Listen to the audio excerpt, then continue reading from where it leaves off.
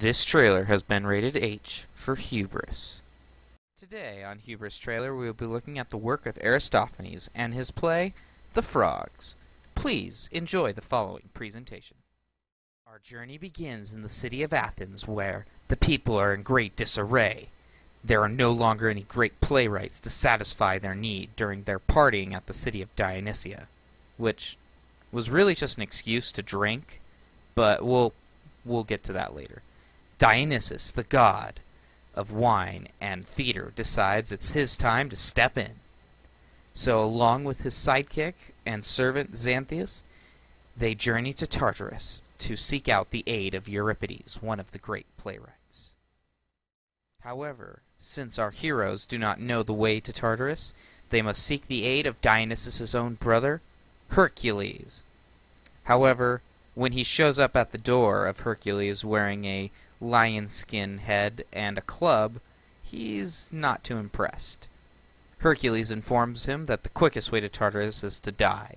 However, not really liking this option, Dionysus decides to go see the boatman, Charon, at the River Styx. Upon reaching Charon and the River Styx, Xanthias finds out that he must walk across, carrying all the heavy luggage. The poor guy, he really is mistreated, and Dionysus must row for himself. What a poor god. However, it is here that we get to see the very name of this play, The Frogs. However, this part of the play is kind of weird, since we don't have the music for it, but just a bunch of random words, and it doesn't really pertain super well to the play. But, you know, whatever. Singing frogs are awesome, right?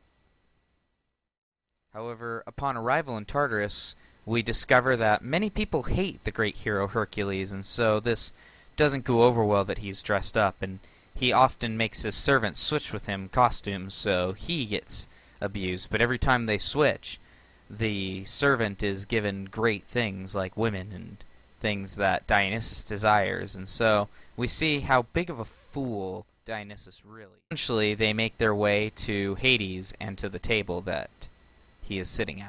Upon arrival, we discover that the great playwrights Euripides and Aeschylus have been locked in battle, debating who is the greater playwright and who should have a seat at the table of Hades. And Hades, seeing that Dionysus is the god of theater, appoints him as a judge to determine which should be allowed to sit at this table. However, since Dionysus is such a fool, he comes up with all these arbitrary ways in which to measure which is a greater playwright. One such example being the weight of their words, and Aeschylus wins because he speaks of chariots and horses which are heavier than the things Aeschylus talks about. Not really a very good measurement for theater, don't you think? However, in the end, Dionysus remembers why he decided to come here to begin with, so he asks the two playwrights, Euripides and Aeschylus, how they can help Athens. And whoever gives the better advice will be the ultimate winner, and we'll get to leave with him to fix the great calamity going on there. In the end, Aeschylus is declared the winner because his advice was more sound and made more sense than Euripides. And so, Hades gives him permission to leave with Dionysus to go back to Athens to save the city from the terrible state it is in.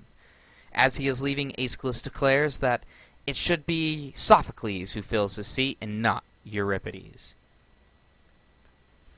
What else would you like to hear me say in this awesome voice of mine?